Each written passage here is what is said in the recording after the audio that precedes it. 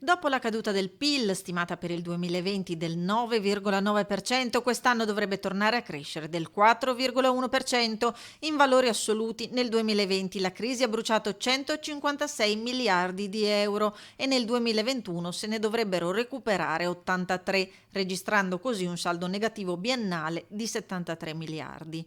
Questi i dati di un'analisi condotta dall'ufficio studi della CGIA di Mestre, che ha stimato una perdita pro capite media di ciascun italiano di 2.600 euro, mentre nel nuovo anno ne riguadagnerà poco meno di 1.400.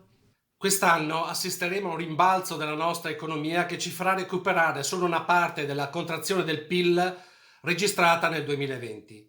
Di conseguenza è verosimile sostenere che torneremo a una situazione pre-Covid non prima del 2024. Gravità della situazione che si ripercuote sui dati occupazionali, ancor più quando verrà meno il blocco dei licenziamenti. Sarà perciò decisivo spendere tutti e bene i 209 miliardi di aiuti che ci giungeranno dall'Unione Europea.